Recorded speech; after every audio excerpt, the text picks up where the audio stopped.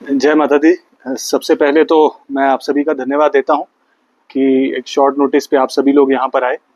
और मकसद यही रहता है क्योंकि आने वाली चैत्र नवरात्रि के उपलक्ष्य में मैं चाहता था कि बोर्ड की तरफ से कई सारे जो इनिशिएटिव्स लिए जा रहे हैं यात्रियों के लिए और बहुत सारी इंपॉर्टेंट जानकारी जो हम चाहते हैं कि यात्रियों तक पहुँचे, तो आपके ज़रिए पहुँचाई जाए, जैसा कि हमारी प्रथा चली आ रही है।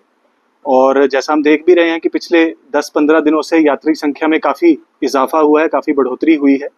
और तकरीबन 40,000 के आसपास की संख्या में यात्रा तकरीबन रोज़ माँ वैष्णो देवी के दर्शनों के लिए जा रही है।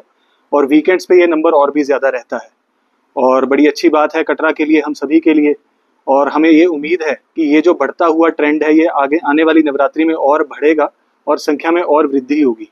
उसी को देखते हुए माननीय अध्यक्ष महोदय श्री मनोज सिन्हा जी के नेतृत्व में बहुत सारे इंपॉर्टेंट डिसीजंस, बहुत सारे इनिशिएटिव्स जो हैं वो लिए गए हैं और बहुत सारी ऐसी फैसिलिटीज़ हैं जिनको हम रोल आउट करने की कोशिश कर रहे हैं और कईयों का ट्रायल रन चल रहा है, कईयों के उद्घाटन हो चुके हैं।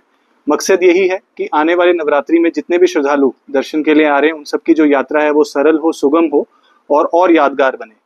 तो सबसे पहले तो मैं बात करूंगा हमारे पारंपरिक यात्रा मार्ग की, क्योंकि जो हमारी 95% से ज़्यादा लोग हैं वो पारंपरिक यात्रा मार्ग से ही यात्रा सफ़र जो है अपना शुरू करते हैं, प्रारंभ करते हैं।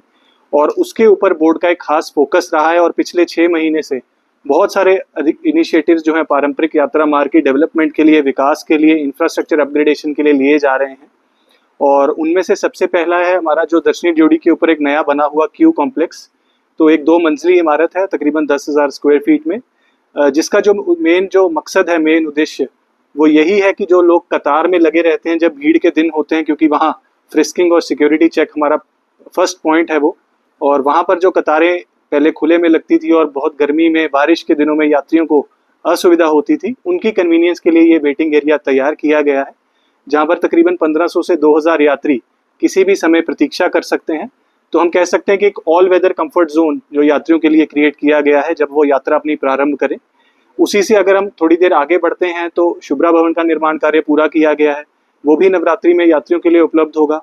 वहाँ पर भी रेस्ट एरियाज की फैसिलिटी है, वाटर एटीएम्स की फैसिलिटी है, मदर्स रूम और छोटा सा एक चाय का लंगर है, ताकि एक जो है स्वागत जो है बोर्ड की तरफ से यात्रियों का किया जा रहा है पारंपरिक यात्रा मार्ग पर। उसके अलावा ड्रेनेज एरिया की इम्प्रूवमेंट, स्ट्रीट लाइटिंग की इम्प्रूवमेंट, बहुत सारी ऐसी चीज़ों के ऊपर इस बार हमने विशेष ध्यान रख के और बहुत सारे स्थानीय स्टेक होल्डर्स के फीडबैक को ध्यान में रखते हुए इसके ऊपर कदम उठाए हैं, ताकि जो यात्रा सफ़र है उनका और बेहतर हो और सुगम हो। बाणगंगा से हम आगे बढ़ते हैं तो अर्धकुंवारी में भी होल्डिंग एरिया की काफ़ी दिक्कत यात्रियों को रहती थी, खास करके वो लोग जो गर्भजून आरती के लिए, गर्भजून में दर्शन के लिए काफ़ी लंबे समय तक प्रतीक्षा करते हैं, क्योंकि वहाँ पर कैपेसिटी कंस्ट्रेंट्स हैं हमारे।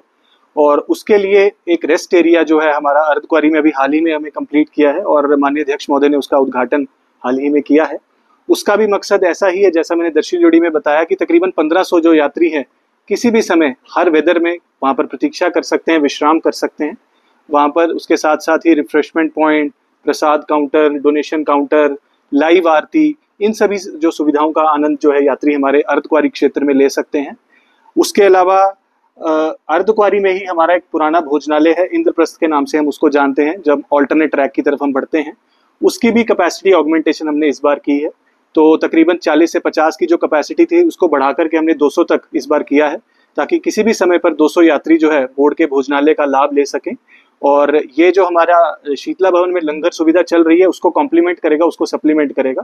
तो दोनों तरह की सुविधाएं जो है यात्रियों को उपलब्ध होगी। अर्धकुंवारी का मेन भोजनालय भी है, इंद्रप्रस्थ भोजनालय भी है और शीतला भवन में अंदर लंगर सुविधा भी रहेगी। तो ये थी बात जो पारंपरिक यात्रा मार्ग पर हम इम्प्रूवमेंट्स कर रहे हैं और धीरे धीरे आगे बढ़ रहे हैं। उसके अलावा जो हमारी लंगर सेवाएं हैं, जो हमने हाल ही में 3 लंगर सेवाएं नई ऐड की हैं। पहले हम ताराकोट और सांची छत में लंगर सेवा चलती थी और बोर्ड के निर्देश में पिछले 1-1.5 साल में हमने भैरोंजी में और अर्धकुंवारी में और अब बाणगंगा में एक चाय का लंगर, तो ऐसे 3 लंगर सेवाओं के अंदर वृद्धि की गई है। और इस बार ये निर्णय किया गया है कि सभी लंगर सेवाओं के पर व्रत संबंधी खाना यानी फलवार भी अवेलेबल रहेगा, ताकि यात्रियों को किसी प्रकार की कठिनाई का सामना ना करना पड़े। तो जो रूटीन में हमारा लंगर मेन्यू है, दाल चावल, कड़ी चावल, वो तो अवेलेबल रहेगा ही। उसके अलावा जो व्रत कर रहे हैं यात्री, उनके लिए व्रत संबंधी जो है सामग्री अवेलेबल उपलब्ध रहेगी। और ये लंगरों का जो टाइमिंग्स पहले से चले आ रहे हैं, तो सुबह 7 बजे से लेकर रात को 12 बजे तक वही टाइमिंग्स कंटिन्यूड रहेंगे, ताकि ज़्यादा से ज़्यादा यात्रियों को इसका लाभ मिल सके। पिछले कुछ समय में बोर्ड के द्वारा सीनियर सिटीजन्स और दिव्यांग पिलग्रिम्स के लिए काफ़ी सारे इनिशिएटिव्स लिए गए हैं, जिसके अंदर हेली सर्विसेज के अंदर एक डेडिकेटेड कोटा रखा गया था। इसी तरीके से बैटरी कार सर्विसेज में भी डेडिकेटेड कोटा है। चाहे आप हमारी वेबसाइट के जरिए बुक कराना चाहें, चाहे आप वॉक इन काउंटर्स के जरिए बुक कराना चाहें, उसी चीज़ को थोड़ा सा और आगे बढ़ाते हुए इस बार ये फैसला लिया गया है कि इस नवरात्रि से शुरू होते ही सभी दिव्यांग पिलग्रिम्स के लिए जो है गर्भजून आरती और अटका आरती के अंदर स्लॉट्स फ्री रखे जाएंगे, ताकि दिव्यांग श्रद्धालुओं के लिए और एक्सेसिबल और इंक्लूसिव श्राइन बनने की ओर हम बढ़ रहे हैं। उसके लिए जो हमारी वॉक इन काउंटर्स पर टीम्स हैं और हमारा E&R सेक्शन है, उसके अंदर एक हेल्प डेस्क रहेगा जो यात्रियों को इस चीज़ के अंदर मदद करेगा।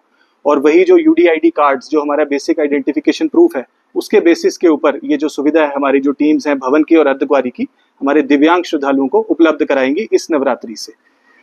उसके बाद फ़ोन के काफ़ी जो टेलीकॉम नेटवर्क और कनेक्टिविटी की वजह से और बहुत सारी जगहों पर लोगों के प्रीपेड सिम होने की वजह से लोगों को फ़ोन नेटवर्क में काफ़ी दिक्कत का सामना करना पड़ता था। उसके मद्देनज़र हमने पिछले 6 महीने में तकरीबन 8 न्यू टेलीकॉम टावर्स जो हैं वो इंस्टॉल किए हैं कटरा से लेकर भवन तक, ताकि जो शैडो एरियाज़ हैं उनको कम से कम किया जा सके और अधिकतर एरिया में लोगों के पास नेटवर्क कनेक्टिविटी रहे और उनको किसी प्रकार की कठिनाई ना हो।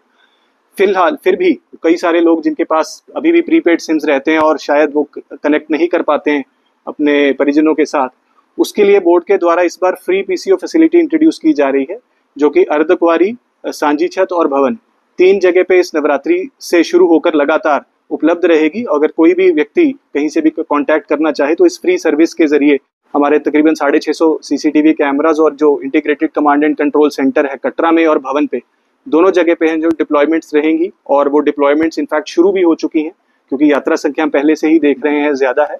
उसके अलावा जो है ड्रोन के द्वारा सर्वेलेंस कटरा टाउन में भी और ट्रैक एरिया में भी, वो भी पुलिस और आर्मी के साथ कोऑर्डिनेशन में की जा रही है, ताकि किसी प्रकार की कठिनाई किसी भी व्यक्ति को, किसी भी यात्री को ना हो।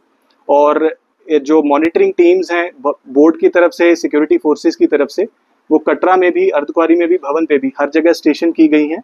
डिजास्टर रिस्पांस फोर्स की भी एडिशनल टीम्स और फायर डिपार्टमेंट की भी एडिशनल टीम्स मोबिलाइज की जा चुकी हैं। मकसद सभी एजेंसीज का, सभी फोर्सेस का यही है कि एक कोऑर्डिनेटेड माहौल में जो है यात्रा संपन्न हो और नवरात्रि के अंदर जितने भी यात्री आए उनको किसी प्रकार की कठिनाई। सर बहुत ऐसा है, ये शायद मैं समझता हूँ क्योंकि काफ़ी लंबे समय से, जैसा आपने कहा कि एक कुछ आइटम्स हैं जो शुरू से बैंड चली आ रही हैं, और ये मैं समझता हूँ कि सिक्योरिटी फोर्सेस के साथ कोलैबोरेशन में ही शायद ये फैसला किसी समय पे हुआ होगा। तो अगर यात्रियों का ये सुझाव है तो मैं समझता हूँ कि इसके लिए इंटरनल रिव्यू हमारे एंड से रहेगा और उसके बाद ही हम इसके ऊपर कुछ फैसला ले पाएंगे। दिव्यांग और देखिए, ऐसा है कि जो ऐसे विशेष यात्री रहते हैं जो विदेश से आते हैं, तो उनके लिए बोर्ड की तरफ से एक नई जम्मू भवन सेवा हाल ही में लॉन्च की गई थी और हमने देखा कि काफ़ी अच्छा रिस्पांस हमें उसमें मिला है। और तकरीबन अक्टूबर के महीने से मैं अगर बात करूं तो हर महीने तकरीबन 70 से 80 सॉर्टीज हम देखते हैं कि जो जम्मू से भवन के जो यात्री हैं वो अवेल कर रहे हैं।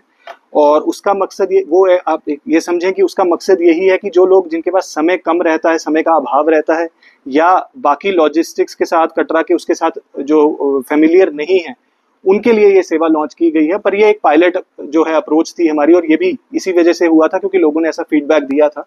तो मैं समझता हूँ अगर ऐसा फीडबैक अभी और लोगों को लगता है कि अनमेट डिमांड है, तो बोर्ड डेफिनेटली इसके ऊपर आगे भी काम कर सकता है।